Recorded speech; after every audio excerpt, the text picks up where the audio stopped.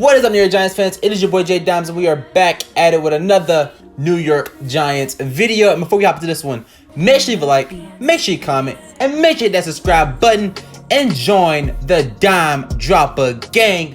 You won't regret it. Now let's hop into this one. So today, I didn't feel like talking about Brian Daboll. I didn't feel like talking about Daniel Jones.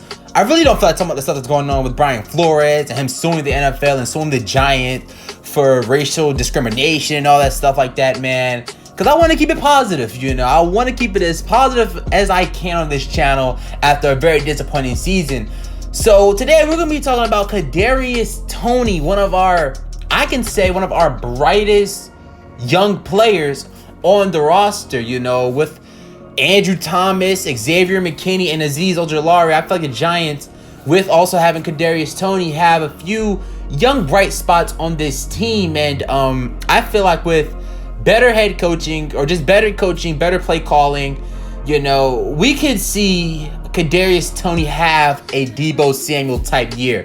And I'm not saying he's going to be Deebo Samuel. He's going to be all pro. He's going to go out there, have 1,400 receiving yards. He's going to be passing the ball. He's going to be running the football. I'm not saying it like that, but I think that with Brian Daboll's head coaching, with his play calling, if he does call the plays, Kadarius Toney can get used in a lot of variety of ways. We see how they used Isaiah McKenzie over there in Buffalo with Brian Daboll. We see how they used Stephon Diggs, how they turned Gabriel Davis, who was like, what, a 4th round, 5th round draft pick, to having 200 yards and 4 touchdowns in a playoff game. When I see stuff like that, I think about Kadarius Toney more than I think about Kenny Golladay or Darius Slayton.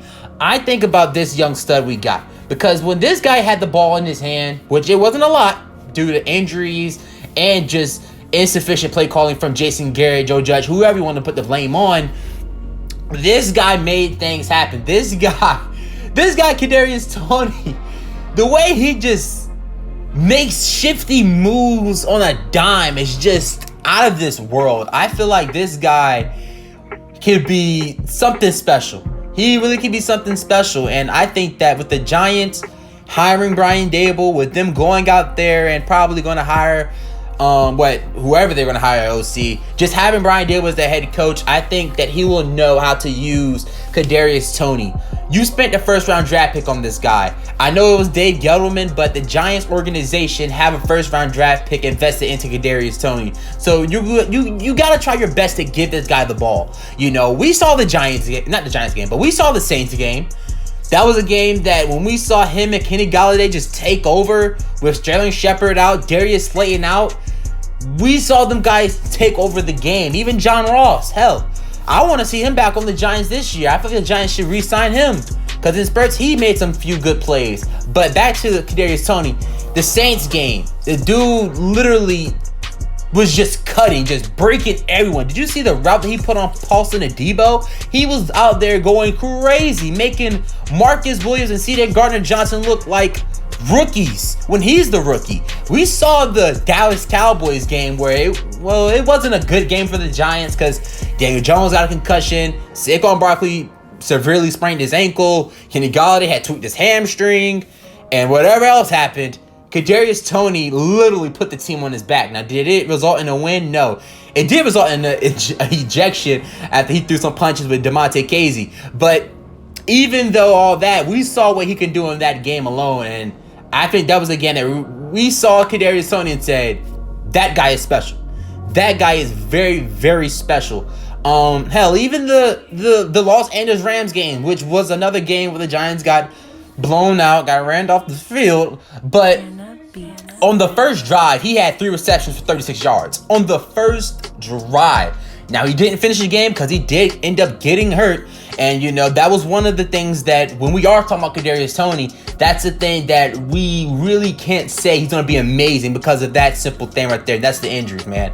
And I don't think his rap career or anything like that is going to sideline him from focusing on football. I don't think he's one of those guys at all. I think it's just the injuries and the not having a good play caller to scheme him up some plays. Because Kadarius Toney isn't a guy that you throw a 50-50 ball to. He's not. He's more of a guy that you throw him a screen, throw him a slant, and you let him do him.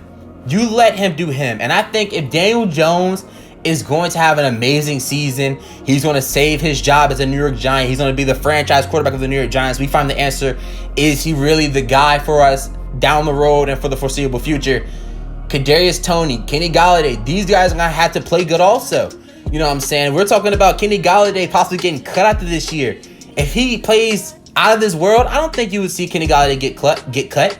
But I think the Giants have a very bright spot in Kadarius Toney, in Andrew Thomas, in Xavier McKinney, in Azeez Ojulari. So this one right here with Kadarius Toney, I compared him to Deebo Samuel right after draft night. Before he even had the 1,400-yard season, I compared him to Deebo Samuel just by how he is good after the catch, how he can make guys miss, how versatile he is as a receiver and also a passer. Don't get me wrong, but we all know KT got an arm also. All right, just like Deebo Samuel. So when we look at Deebo Samuel, when we watch what Deebo Samuel does, and I know that he's way more sturdy. He can also play the running back position. I don't think KT is going to be doing that because KT's more fragile. He's more skinnier, while Deebo Samuel is built. He's jacked. He's lean. You know what I'm saying? So I don't want to compare them that type of way, but just in their skill set and how they both get things done, you know, KT is not too far off from a Deebo Samuel. But that's going to do it for this one. If you guys enjoyed, leave a like, comment, hit the subscribe button. You know what I'm saying? We are on the grind to 700 subscribers, so you know what I got to do. I got to come out with these daily uploads. If you guys enjoyed, leave a like, comment, hit the subscribe button.